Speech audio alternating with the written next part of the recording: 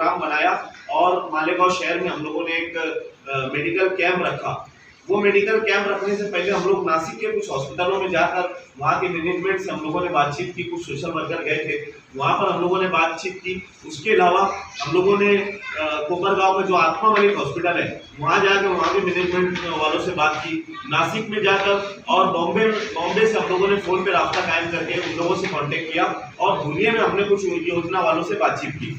तो वो लोग, उनके जो जिम्मेदार है वो अभी कुछ 10-1 मिनट में यहाँ पर आ रहे हैं। उसके अलावा हम लोगों ने हमसे अहद किया, वादा किया कि यार आप लोग पेशेंट हमारे तक भेजने का सिर्फ वो मामला रखो। हम लोग पूरी आप लोगों को कोशिश करेंगे कि मालेगांव शहर में जितने भी यहाँ सोशल वर्कर बैठे हैं, इन लोगों के जरिए हम लोग आप तक कितना भी बड़ा ऑपरेशन रहे, जो योजना में बैठता है 730 योजना के अंदर बैठता है, हम लोग उसके तहत आप लोगों के मरीज का इलाज करेंगे। अभी हम लोगों ने ये कमेटी बनाने के लिए 10 ही दिन हम लोगों को हुआ। 8 से 10 लोग जो कैंसर के पेशेंट है, कहीं ना कहीं अपना नेरो सर्जन का मामला है और भी जो मामला है, ऐसे 8 से 10 पेशेंट हम लोगों के पास हो गए और ये पेशेंट को हमने किसको नासिक भेजा है और किसको कोपरगांव भेजा है, जिनमें से 3 या 4 लोगों का कल बड़े से बड़ा ऑपरेशन वो होने वाला है। तो ये चीज़ के लिए आप लोगों को हम लोगों ने याद किया था। तो एक मेडिकल कैंप का हम लोगों ने इनेकाद किया है जो कि 12 तारीख को दिलावर हॉल में रखा गया है और वो कैंप के अंदर आत्मा मलिक हॉस्पिटल के, नासिक के हॉस्पिटल के ऐसे बड़े से बड़े डॉक्टर यहाँ पर आ रहे।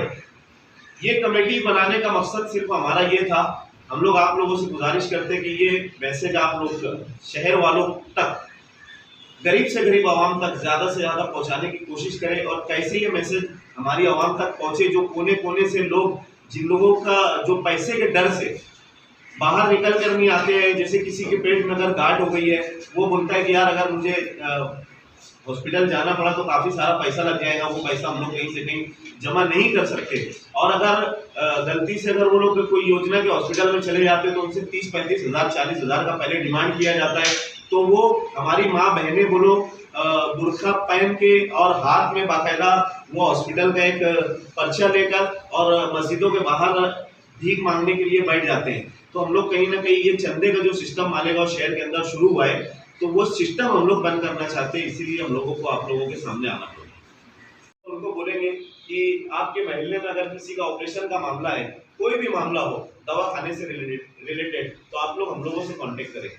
हो गया बॉम्बे के अंदर, उसके अलावा नासिक के अगर बोलेंगे नासिक का, औरंगाबाद का घाटी हॉस्पिटल बोलेंगे वहाँ का, धुलिया का अगर सरकारी हॉस्पिटल बोलेंगे वहाँ का, तो इंशाल्लाह जो योजना में नहीं बैठता है तो हम लोग उसको सरकारी हॉस्पिटल में बैठाकर उन लोगों की मदद करके उनका ऑपरेशन करवा देंगे। ये बैठे या ना बैठे, हम लोग कोशिश ये करेंगे स्कीम में बैठे। अगर स्कीम में बैठा तो बेहतर है, अगर स्कीम में ना बैठे तो उसका कोई रास्ता निकाल के हम लोग ऐसे ढंग से करेंगे ताकि उसको भी कम पैसे लगे।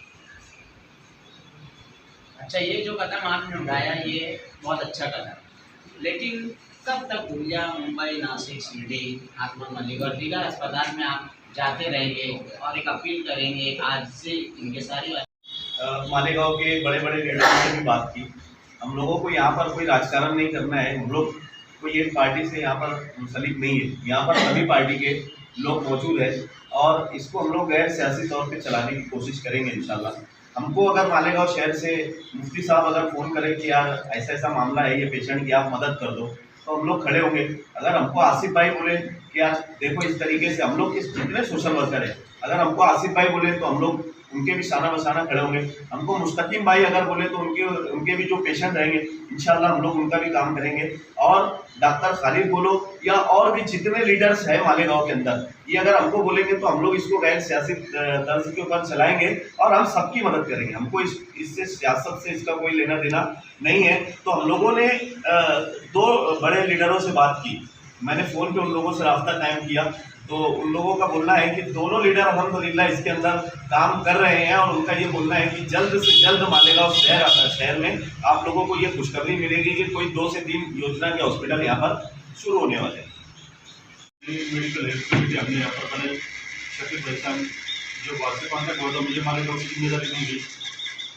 बहुत अच्छा लग रहा है इतने सारे लोगों में काम करने का, क्योंकि आज हर जगह पे जब भी मालेगांव आ रहा था मैं जब देखा था कि हर मस्जिद के सामने कोई ना कोई फाइल लेके खड़ा है, मेडिकल की फाइल लेके खड़ा था। इसलिए सोच रहा था कि इनके लिए कुछ किया जाए और वैसा कुछ मिल नहीं रहा था। इंशाल्लाह शफीक भाई ने कॉन्टेक्ट किया, इसको रोके कॉन्टेक्ट किया हमसे। बहुत अच्छा लगा काम करने में, अच्छा लग रहा है। ऐसे पेशेंट्स ऑलरेडी आना शुरू हो गए थे।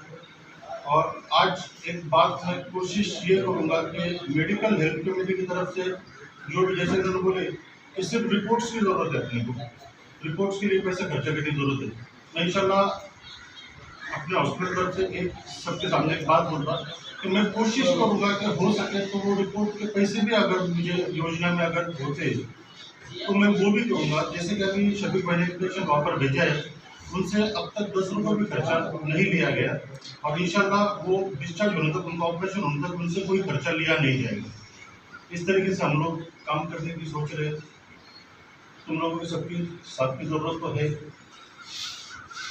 एक बड़ी का एक प्रॉब्लम ये मालेगांव से बहुत ज़्यादा पैमाने पर देखा जा रहा है। मालेगांव में कैंसर का एक बहुत बड़े पैमाने पर देखा जा रहा है।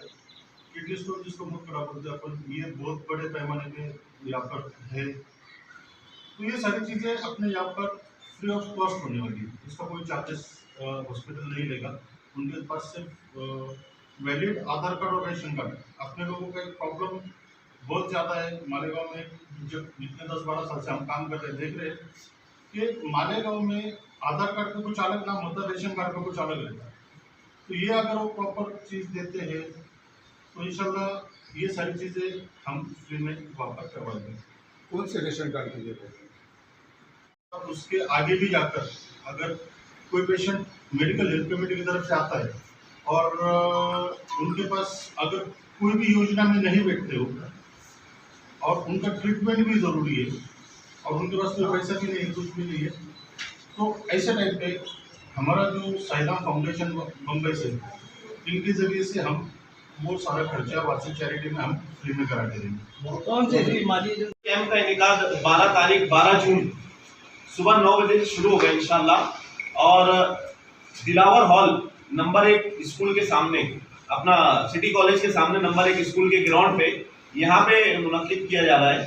सुबह 9 बजे से वो शुरू हो जाएगा और यहाँ पर हर तरीके के पेशेंट आके अपना चेकअप फ्री में करवा सकते हैं। उनसे कोई फीस नहीं ली जाएगी। उसके अलावा जो फॉर्म रहेगा वो फॉर्म का भी कोई इंशाल्लाह पैसा नहीं लिया जाएगा।